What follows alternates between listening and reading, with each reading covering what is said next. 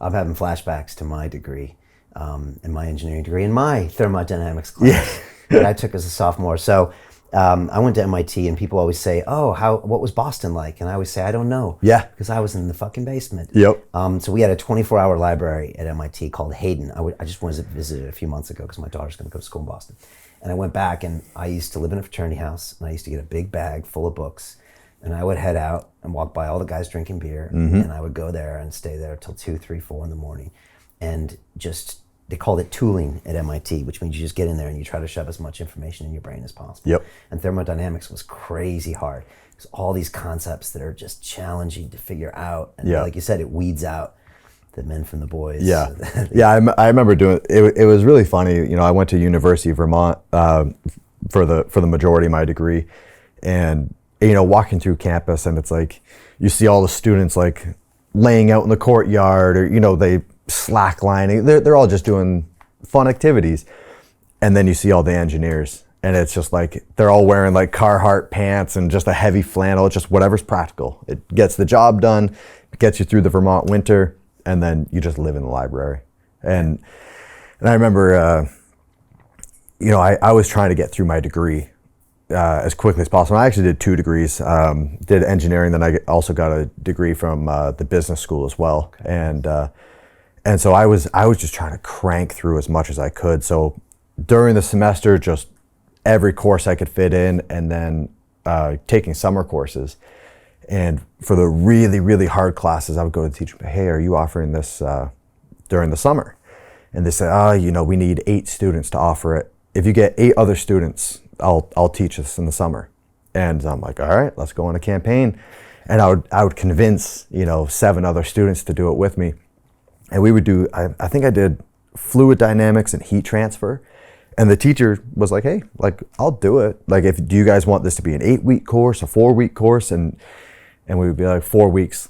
And so we would sit in the classroom for 6 hours a day, 5 days a week, and just fit a whole semester into 4 weeks. And it was miserable. I love it. But you have that one singular focus. You're not worried about any other courses, any other homework. And then you have 7 other, study partners that it was just like, "Hey boys, let's sit down, let's crank through this, and let's just get through this together." And then you're patting yourself on the back, you're thanking yourself the next semester when you're sitting in whatever course it is. And then all your classmates from heat transfer come in, and they're all like, "Oh my God, that test." And you're sitting there like, "Thank God I did that over the summer." So nice.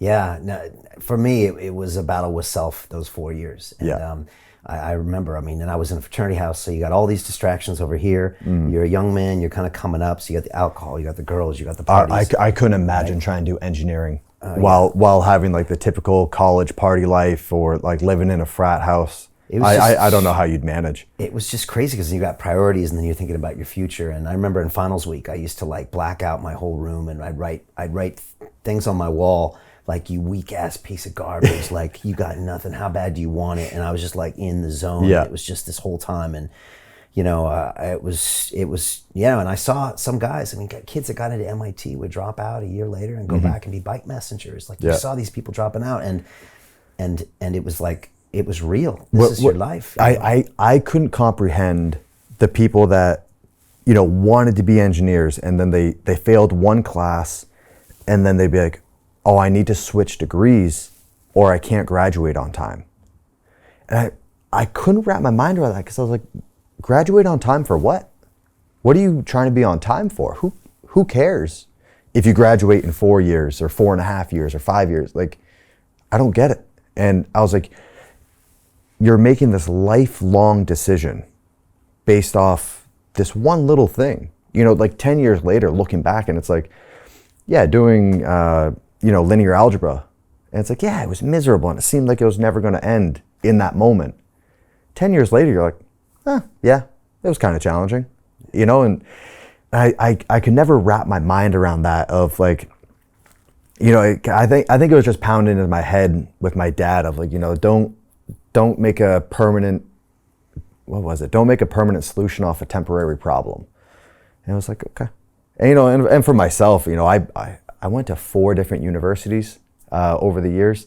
I just kept transferring based off my weightlifting career. But Yeah, for university. So every time I transfer, half your credits don't transfer, and then, the holic in me, it's like if 1 degree is good, 2 is better. And so when I finally decided on University of Vermont, I did a double major, double minor, because moderation. If 1's good, 2's better, and just completely overloaded it. But it was miserable. It was hard, but I was like, no, like when I'm 40, 50 years old, I'm going to thank myself for having this education.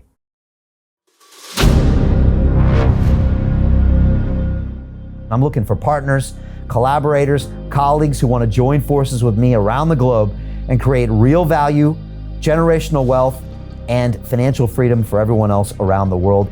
Get involved in the cryptocurrency markets, get involved in the NFT markets. This is your moment. Life all comes down to a few moments. Don't let this pass. Now it's not too late. Next year is going to be too late. Ultimately, this is about freedom. That's the way I see it.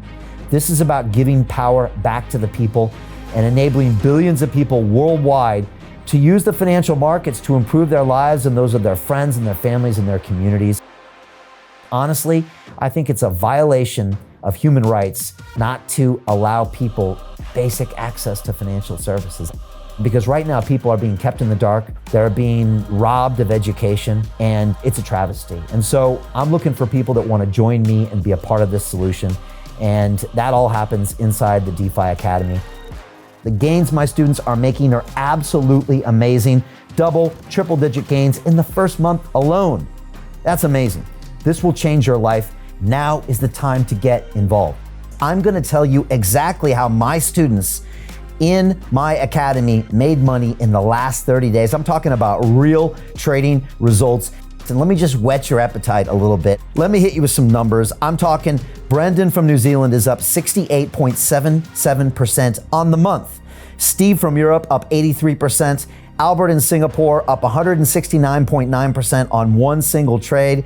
I got Susan up 153% on her call options alone. Also rocking 139% returns and 442% returns as well on individual trades. These are people that are changing their financial future in the last 30 days, but it's based on trading discipline. I've graduated over 500 students from inside my academy from over 54 countries around the world. It's amazing. When it comes to crypto, DeFi, and blockchain, we love this space. We truly believe it's the future. This is down to our core. It's authentic to what we're doing, and everybody can tell through the camera because you can't make this stuff up. If you're watching me now, wherever you are, I implore you, take 60 seconds right now and join my academy. Apply today. Now you've got a chance. Life all comes down to a few moments. What are you going to do? What's the choice that you're going to make?